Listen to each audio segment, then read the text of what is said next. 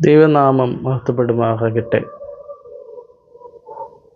വിവാഹം സ്നേഹത്തിൻ്റെ ശാശ്വത ജീവിതം എന്ന വിഷയത്തിൽ ബോധഫലകമായി ലഭ്യമായിരിക്കുന്ന വേദഭാഗങ്ങൾ ഉൽപ്പത്തി പുസ്തകം 29 അധ്യായം 1 മുതൽ 20 വരെയും, എബ്രായർക്കെഴുതിയ ലേഖനം 13 അധ്യായം 1 മുതൽ 6 വരെയും, മത്തായി എഴുതിയ സുവിശേഷം 19 അധ്യായം 3 മുതൽ 9 വരെയുള്ള തിരുവചനങ്ങളാണല്ലോ.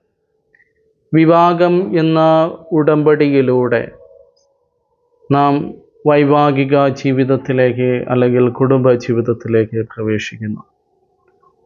1 മണിക്കൂർ നീണ്ടു നിൽക്കുന്നതായ വിവാഹ ശുശ്രൂഷ, അവയിലൂടെ നാം പ്രവേശിക്കുന്നതായ ജീവിതാവസ്ഥ മരണം വരെ നിൽക്കുന്ന അല്ലെങ്കിൽ ശാശ്വതമായി നിലനിൽക്കുന്ന ഒരു ജീവിതാവസ്ഥയാണ്. ആ ജീവിതാനുഭവത്തിൽ നാം എപ്രകാരമായിരിക്കണമെന്ന് ഇന്ന് വായിച്ചു കേട്ട വേദഭാഗങ്ങളിലൂടെ നമുക്ക് മനസ്സിലാക്കുവാനായിട്ടിടയായിത്തീരും. ഒന്നാമതായിട്ട്, ജീവിതത്തിൻ്റെ കാഠിന്യം കുറയ്ക്കുന്ന സ്നേഹം ഉള്ള ഇടമായി മാറ്റപ്പെടണം. ഉൽപ്പത്തി പുസ്തകം നമ്മൾ നോക്കുമ്പോൾ വ്യക്തമായിട്ട് കാണുവാനായിട്ടിടയായിത്തീരും. ഉൽപ്പത്തി 29 അധ്യായം 20 വാക്യം, അങ്ങനെ യാക്കോബ് റാഹേലിന് വേണ്ടി 7 സംവത്സരം സേവ ചെയ്തു. അവൻ അവളെ സ്നേഹിക്കൊണ്ട് അതവന് അല്പകാലം പോലെ തോന്നി. യാക്കോബിൻ്റെ ജീവിതാനുഭവത്തിലെ കാഠിന്യമായ ജീവിതാനുഭവം എന്തൊക്കെയാണ്? 1, അപ്പനിൽ നിന്നും അനുഗ്രഹം വാങ്ങിച്ചു എങ്കിലും അപ്പനിൽ നിന്നും വളരെയധികം ദൂരത്തേക്ക് ഓടി അകന്നു മാറേണ്ട ജീവിതാനുഭവമുണ്ടായി.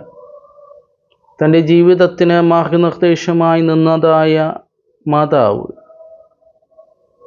ആ മാതാവ് തന്നെ പറയുവാനായിട്ടിടയായി, നീ ഈ ദേശത്തു നിന്ന്, സ്വന്തം ദേശത്തു നിന്ന് ലാബാൻ്റെ ഭവനത്തിലേക്ക് പോകണം.